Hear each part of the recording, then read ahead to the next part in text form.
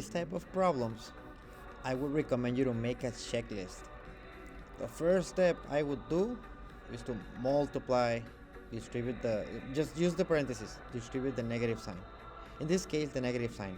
And there's also a negative 1 in here. You could say there's a negative 1 times x and negative 1 times negative 1. Okay, so we have negative 2x minus 6 equals 2 minus 4x. Okay, here, I carry out the multiplication.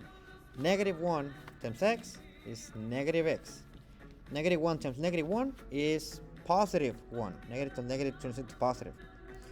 So my first thing on my checklist is to check if I have parentheses. I do, and I distribute. Boom. Alright, the second thing on the checklist would be to combine like terms. Do we have any like terms? So like terms are x's with x's. Alright? So actually, let's do this. We're gonna combine the negative 4x and the x, and we're also gonna combine the 2 with the 1.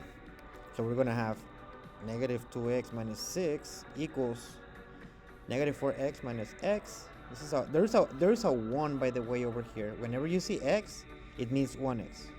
So negative 4 minus 1 is gonna be negative 5x, and then you can combine the numbers. 2 plus 1 equals 3.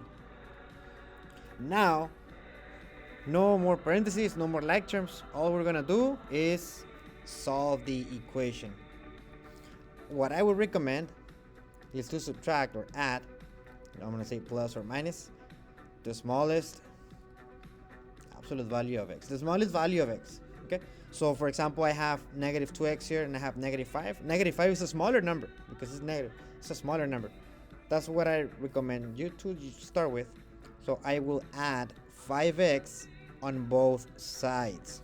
Okay, when you add 5x and minus 5x, when the numbers are the same, one with the plus sign, one with the minus sign, they cancel. This is 0. And I don't need to write it. So I have 5x minus 2x. This is where you gotta do this math right here. This is a new number, 3x. Minus 6, you keep bringing that down. And then we will continue with the process. I gotta leave the x by itself, so I have to add plus 6 on both sides. 6 minus 6, chulun, that's a 0. So 3x equals 9. What number multiplied by 3 equals 9? Well, the answer is 3. Basically, you divide both sides by 3. Okay? 9 over 3 equals 3. And that's it.